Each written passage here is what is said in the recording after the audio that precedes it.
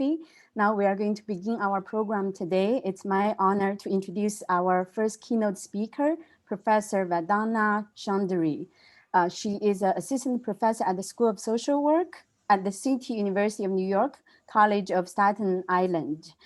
Professor Chaudhry studies disability in the Global South, which she will focus on in her presentation today. Her research explores disability at the intersection of development, globalization, and the politics of subject formation in India. She has been actively involved in disability rights initiatives in developing countries and has served in consultative roles with various international institutions. We are very glad she could join us today. She will speak for about 25 minutes, followed by Q&A. I will monitor the Q&A box. If you have questions, please enter your questions to the Q&A box. Professor Vandana Chaudhry, I turn it over to you. Welcome. Thank you. So good morning, everyone. Thank you so much for, first of all, inviting me to speak at this very important symposium. I'm really happy to be here. And I think it's a very timely symposium. So, so it's great to be here. So I'm just going to basically share my screen. But I just wanted to basically also give a brief access note about myself. I'm Vandana Chaudhry. I am a cisgendered woman from India. I have a vision impairment. And for those who can, who are listening to me, they will, they'll also sort of, find it. I'll have the PowerPoint, and then, if somebody's using a screen reader, they can. This is also, this PowerPoint should also be in the shared drive. And if anybody wants that, I can email them later as well. So let me start my screen share, just a minute. Okay.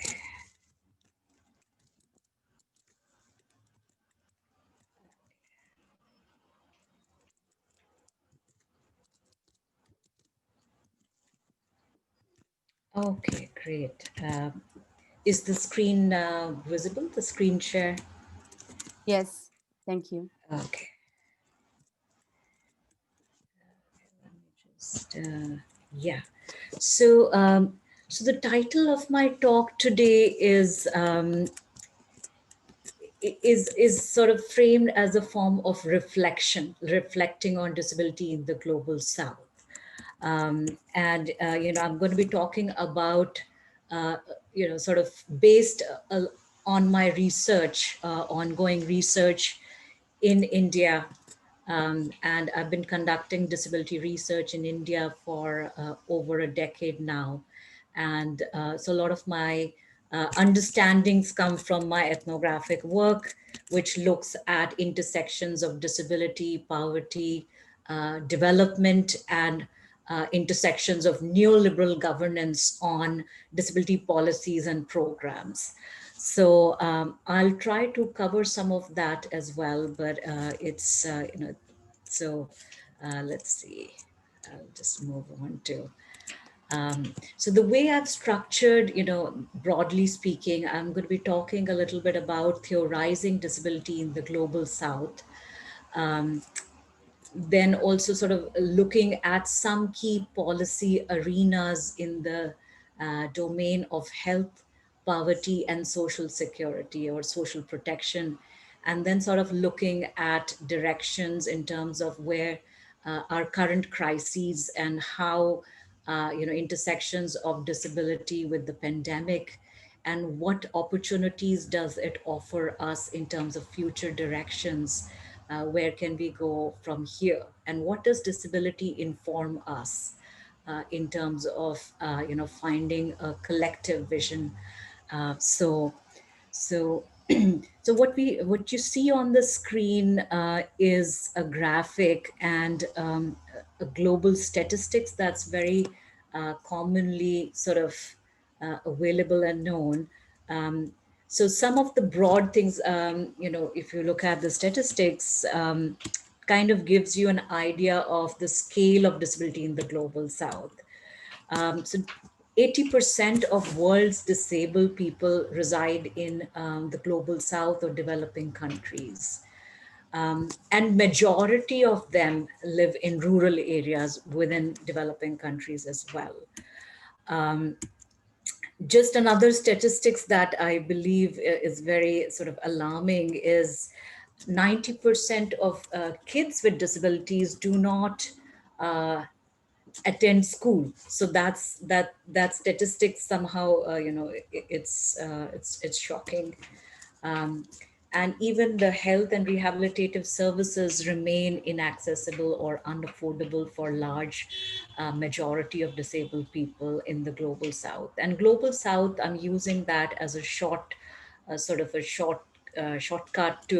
um, to sort of represent geopolitical location of developing countries, which were also sort of understood as third world countries, but it reflects power dynamics or power inequalities between or structural inequalities created through historical context of colonization and post-colonization between global north and global south.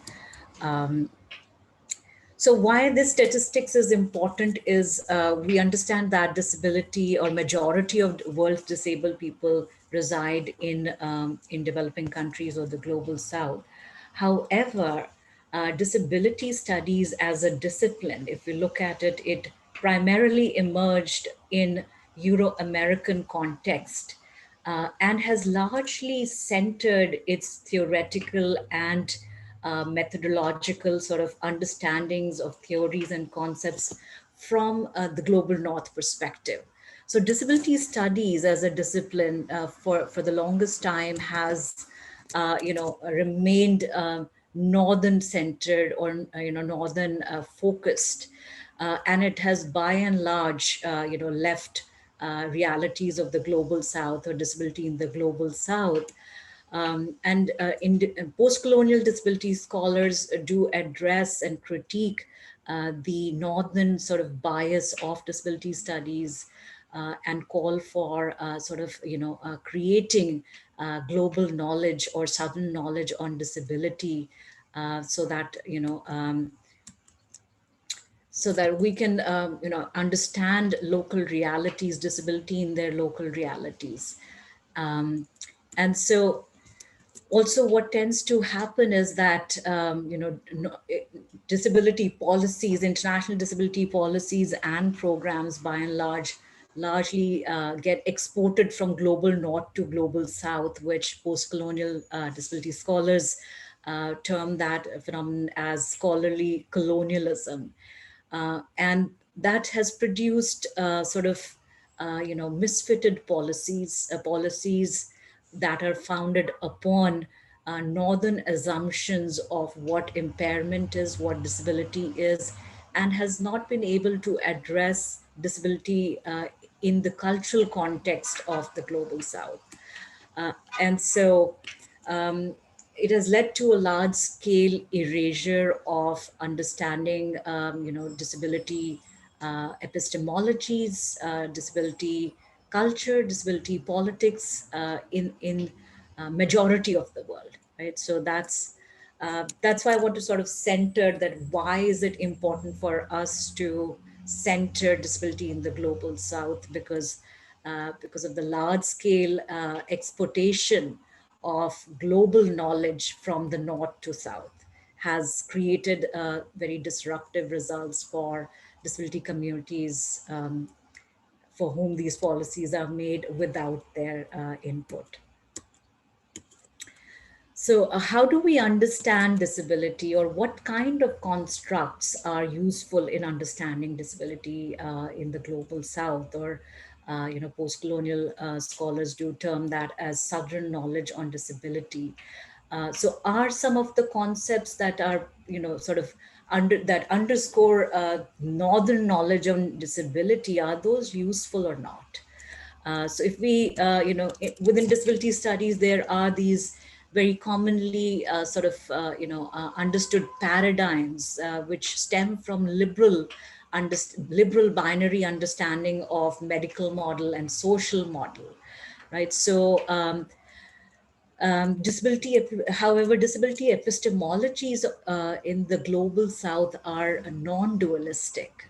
They're not clearly exist in those binary fashion.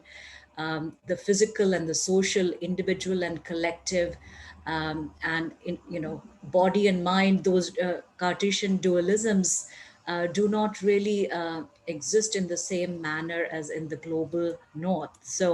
Um, so it's really important to sort of move beyond the binary model of medical and social model, which even in the global north has been highly critiqued. We do know that social model or medical models, I mean, those binary sort of categorizations are not helpful even here in the Euro-American context, whereby, wherein we do know that the traditional social model had lots of gaps in terms of like not addressing questions of disability justice, intersectionality, and uh, not taking into account a biopsychosocial perspective.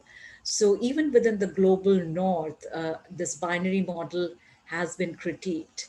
And certainly in the global south, there's a big disconnect between this liberal binary notion of medical and social models and liberal human rights frameworks as well, because liberal human rights framework take into account or are founded upon individualized notions of what a human being is, right? So, which is very different from a collectivist, a communalist, kin-based notion of personhood in the global south, right? So it's really important to understand disability in the global south from the construct of personhood, which is not just individual. It's more collectivist, it's more kin based. Disability also is a family experience. It's not just centered within the individual disabled body, but it's experienced through relationality and kinship ties.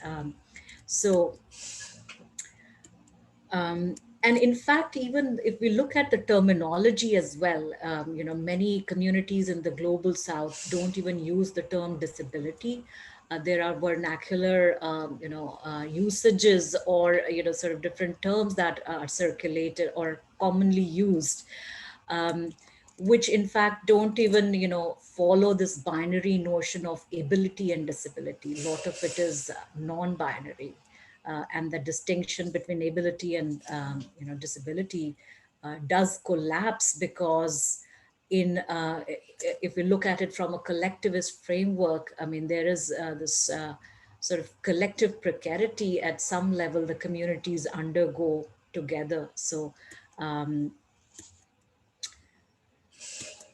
sort of coming from that, it's important to understand disability epistemologies from non-dualistic, non-binary perspective, and taking, sort of understanding the value of personhood as a relational construct, right? Um, and how does that sort of inform what disability is, and how do we situate disability? How do we really understand disability? Because within the social model of disability, we do understand disability is socially constructed. However, that notion of social construction does not neatly apply to the global south, because in global south it can be better understood within the frameworks of social suffering and debility, because disability is also an experience of collective precarity, um, and it is experienced as a form of collective marginality that is produced through these structural disparities of poverty, public ill health, and also war, violence, colonization, and all these social. all even debility is like socially produced. So it's disability is not naturally produced. So social model kind of takes it as it's under is undergirded on the premise that disability is naturally constructed, right? So whereas a debility framework helps us to understand that disability is socially produced through unjust processes of poverty and larger structural violence, right? So and it's experienced collectively as well as individually through shared precarity, right? Shared precarity of poverty, shared precarity of ill health. And I also draw upon ideas from Jaspir Pur's work on debility to understand that, disability is a collective, draws from collective precarity. And neoliberal capitalism actually produces precarity at the level of population and not just at the level of individuals. So, so a debility perspective takes into account precarity at the level of population, at the level of community. And I think especially at this current juncture of COVID virus and global public health crises, we're all sort of in that collective precarity together, so this lens of collective precarity is very helpful in sort of understanding the sort of collective marginality of disability in the global south. So as I was saying that, just in the global south, again, it's important to understand disability at the intersection of health and, health and public health, more importantly. Again, impairment and ill health are not always natural, as I just, shared. Um, and they are produced through deeply unjust processes of whether it's war, violence, public health disparities, uh, and there are public and there's a close connection between health and disability in the global south, because a lot of the disabilities are produced through lack of public health or health care services, right? So environmental distress can cause disability as well. And this also sort of relates to the environmental injustices and climate change, and how that also triggers or creates disablement process. Um,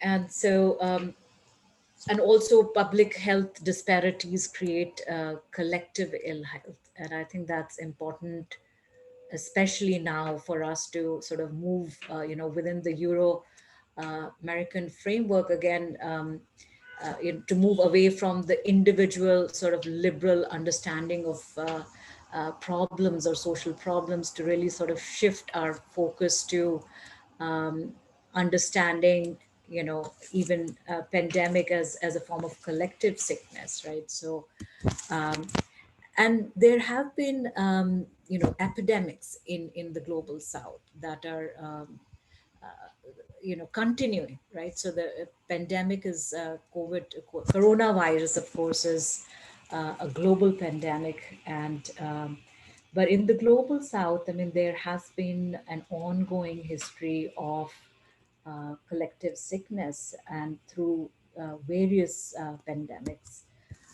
And in fact, there is a lot of lesson that the global south can actually, in terms of transferring knowledge, in terms of how to deal with collective precarity. Um, and so just kind of moving along here. Um, and then I also want to talk about, if you're talking about disability in the global south, it's important to understand the interconnections between disability and poverty, and disability and neoliberal governance.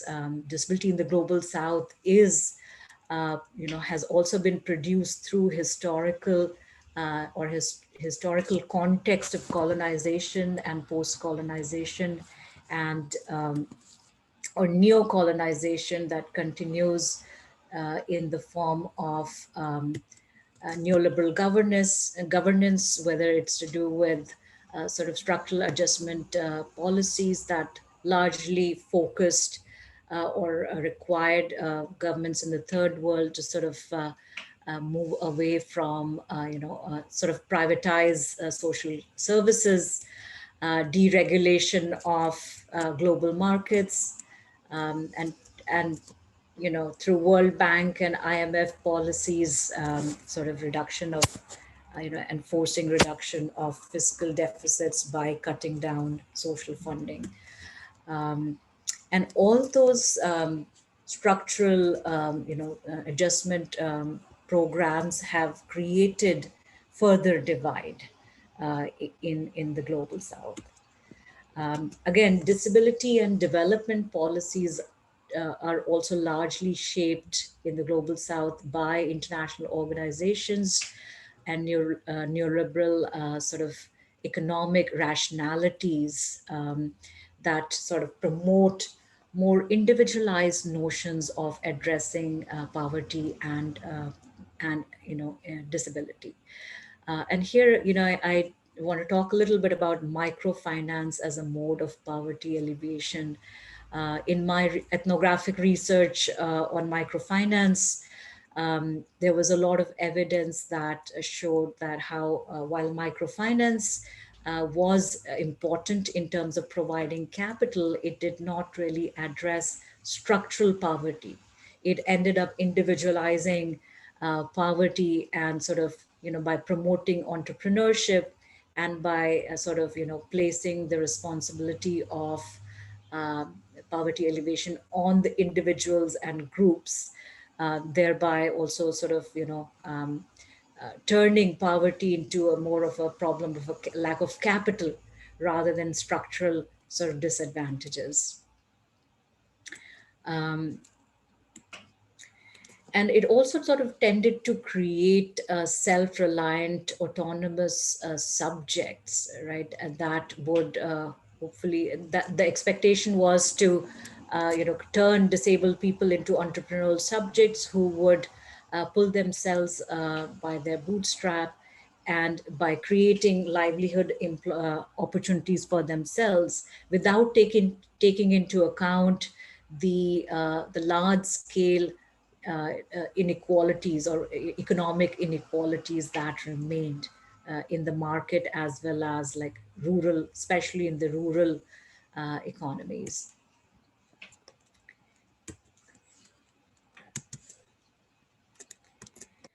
And social protection policies too are very important in order to sort of understand, what works, what doesn't work in the global south. And social protection or social safety nets have also been impacted by neoliberal governance in how eligibility gets shaped through the logic of austerity. So there is growing sort of push towards using biomedicalized assessment tools that that reduce the category of disability to an individual, to an individual condition from a biomedical perspective. Assessment is really stringent, and it kind of follows this biomedical paradigm, and disconnected from like social realities or social location. And disability, as we understand, is socially constructed and socially produced. So it ends up, this biomedicalized notions of assessment really end up reducing the category of disability. Um, and there's also a push towards using digital tools to assess, and algorithms, and and the logic or the idea is that these tools would help to make the process more efficient.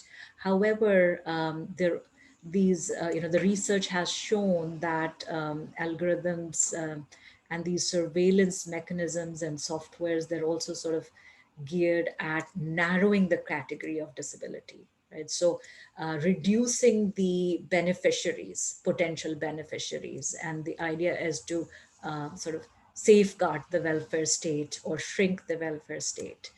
Um, Professor and Chaudhry, you have 1 minute left. Oh, okay.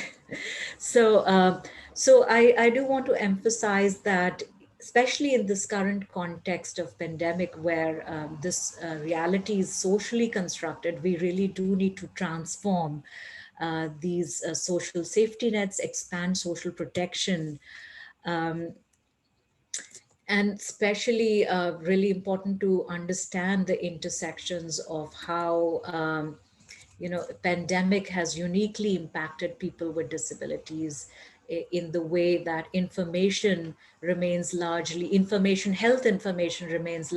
inaccessible for people with disabilities, uh, or even in global south, infrastructural frailties such as lack of sanitation, even water supply, lack of health care, all that has made it very precarious for people with disabilities to socially distance and sort of stay safe. um, and I just want to sort of end my talk here by sort of seeing what disability offers us in this moment, right? So um, really, in terms of understanding from a disability perspective, pandemic really has crimped normalcy, right? So we all as a society has engendered disablement process at a collective level of populations, um, and it's created barriers for mobility, communication, and and transportation, and that also sort of has disrupted access for all, not just for people with disabilities. uh, and it has hopefully helped us to sort of understand shared embodied precarities, um, so it's really in terms of how we can understand pandemic from the lens of disability is by sort of thinking through how in future we can shape our systems, our public health systems and public services, so that we address precarity at the level of populations. um, and I also just wanted to sort of speak to how the pandemic has also crimped development and the notions of progress, and capitalist notions of progress that undergird global north, and those binaries really have been disrupted, the global north and the global south. And those they're really sort of entangled right now. um, and just to close, I know I'm kind of running out of time, but how do we frame disability politics in this moment? I think that's really important. It's really has to go to the basics, right? The basics of survival, life, and basic needs, and really sort of taking a debility perspective to orient our focus to collective precarity. Um, I mean, human survival poverty has to be addressed. Critical public health model is needed. Um, and so politics really grounded in shared needs, right? So not just a liberal disability rights model, but a disability justice model that is intersectional, that is sort of, moves across not just disabled bodies, but disabled communities that they're part of. So I think I'm going to end here. I had a couple of more things to add, but maybe they'll come up in discussions. That's excellent. Thank you so much, Professor Chaudhry. We do have several questions already, so I will read to you the first question. Love your other work on the responsibilization too. I'm from South Africa and agree completely about shifting the perspective on disability from individualist to collectivist. However, I've also seen the latter used to romanticize the idea of African community. In this context, there's a lot of internal and external stigma faced by disabled people. So I'm wondering if you have ideas about how to balance a collectivist approach to the disability without romanticizing the idea of community. Thank you. Right.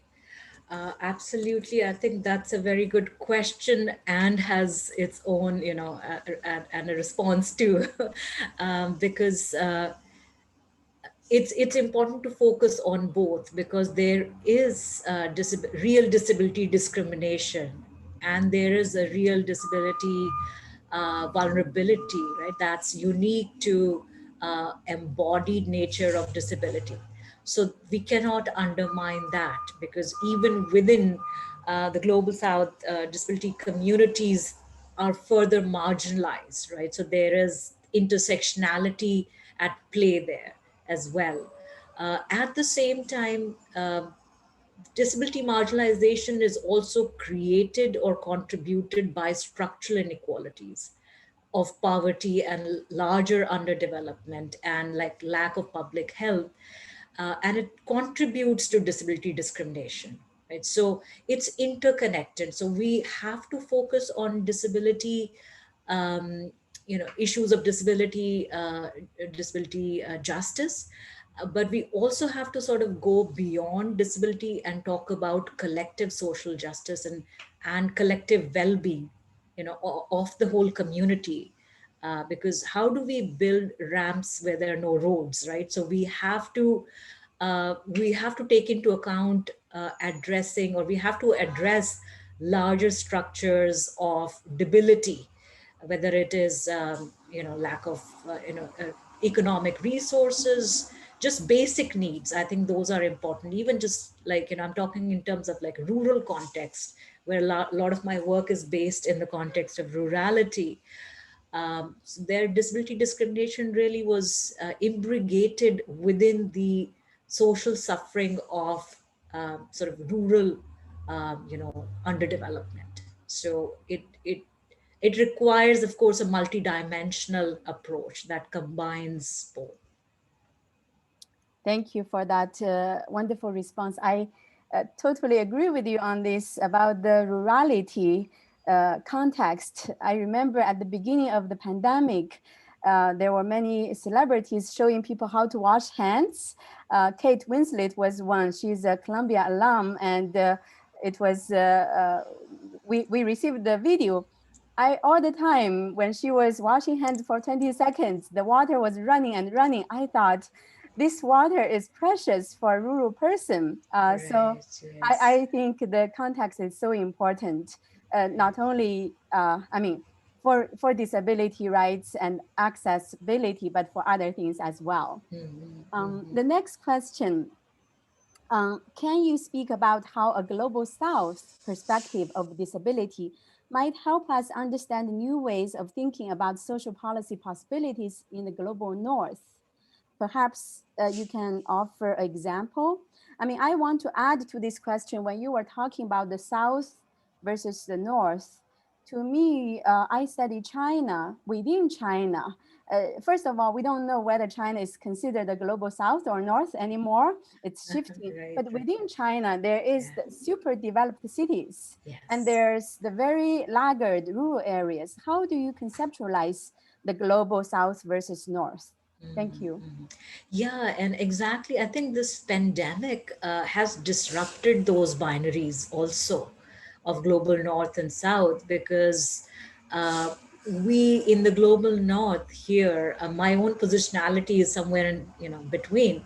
Um, uh, but really those this collective precarity that we are all experiencing in the middle of pandemic, as I said, like access is disrupted for all of us. That's why we are here on Zoom, right? Otherwise we would have been in person, meeting for the conference. So and that collective precarity is a reality in the global south because of large scale uneven development.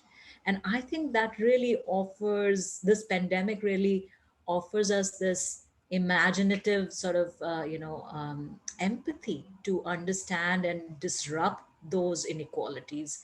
So I think there is a lot of actually the knowledge from the global south that's useful right now to address collective precarity, because that's the communities in the global south have been working through collective precarities all this while. So I think there is a real sort of value in southern knowledge right now. So, Thank you very and it much for. also just reminds us that we are interdependent, fragility, and we are all fragile, right? So that's this pandemic is a reminder of that. So it's, yeah, I think, hope that it answers the question. Thank you. I have noticed this many journals uh, having special issues on COVID-19, and there have been a surge of articles reporting practices and experiences from what we consider as global south.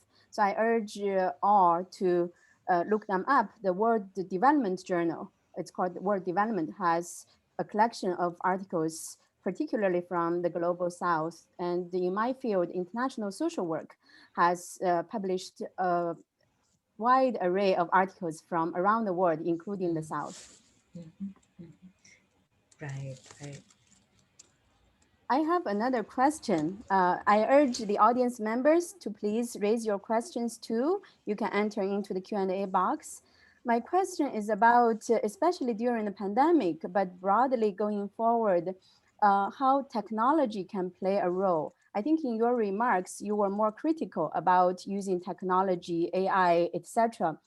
But from the other aspect, technology can allow assessment services accessibility to increase in the remote areas, rural villages.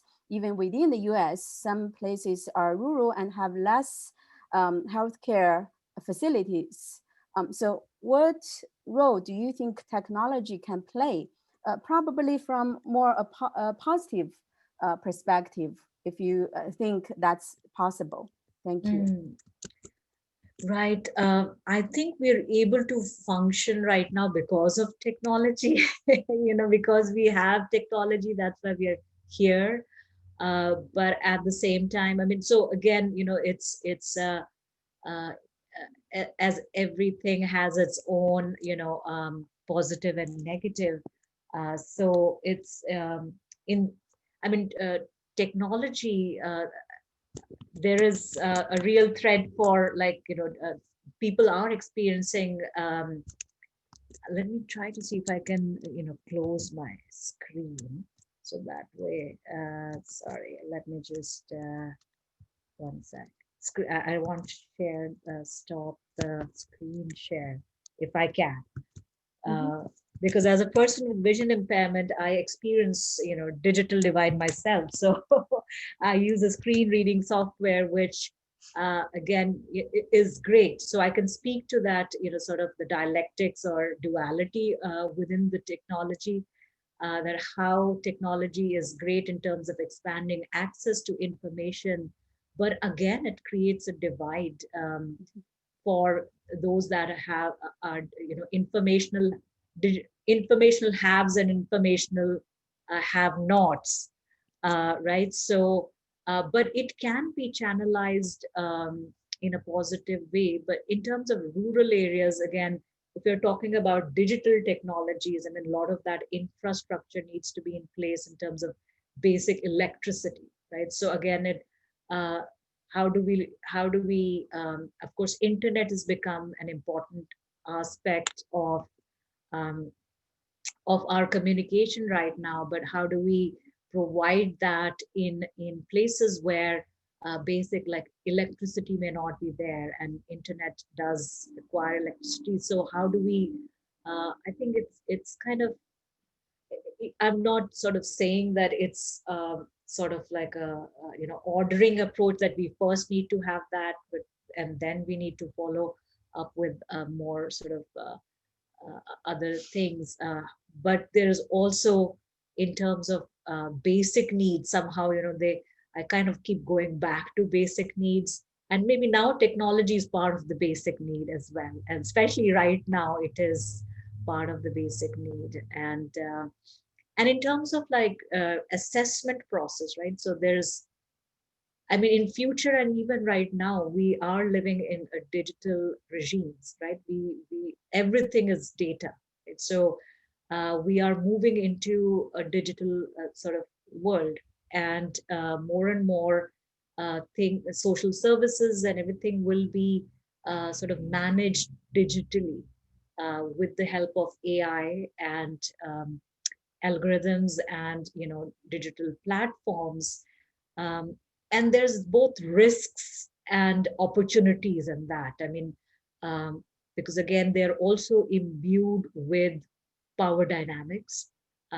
How those algorithms are designed, again, um, are not neutral. I mean, they're made to appear they're efficient and neutral, but technology too sort of is sort of imbued with those power dynamics and um, follows those neoliberal logics of, say, austerity. Like what's the goal of that technology? What is the government trying to achieve by putting in place this system? um, Maybe efficiency is one logic, but also in my research, a lot of my interlocutors, they shared that in fact having a digitalized system made it harder for them to sort of relate to the technology, and the technology sort of really was very biomedically shaped, and those questions really did not take into account, um, or the way the algorithms were shaped, they really did not take into account like the multi-layered nature of social location. Now, for example, if somebody who works in a farm sector, right, has a missing toe, now that gets a percentage of like 30% disability in India, and they do not get any benefits. Now, for that person who lives in a rural area, is a farmer, like that missing toe, they cannot work in the farm sector. So for them, their disability is 100% or 90% because it really has impacted their livelihood. But the biometric system or this digitalized system has a very standardized way of understanding disability from purely biomedical, disconnected from like social context. So as a result, that person gets no benefits. And as someone who works lives in an urban area, and for them, like missing toe does not mean much. Like it impacts them differently versus like somebody who's like living in a agrarian context. Thank you so much, Professor Chaudhry. Those are very thoughtful reflections. I think we are constantly dealing with the new challenges while we are still struggling with the old challenges. So Right. the conversation continues. There are a few more questions, but we don't have time to address them. I'll screenshot the questions and send them to you for you to consider later, maybe. I urge the audience members who are interested, reach out directly to Professor Chaudhry to have a conversation if you're interested. This symposium will continue, and we have more opportunities to have conversations with each other. So we have to end the plenary session now. Thank you very, very much, Professor Chaudhry and everyone else for participating. I hope you will stay throughout this symposium. For people who plan to attend the A series of the sessions, you can stay in this link. And for people who will switch to the B sessions, I entered the information into the chat box. You can switch over. Thank you, Professor Chaudhry. My pleasure. Thank you very much. Thank Thank you. you.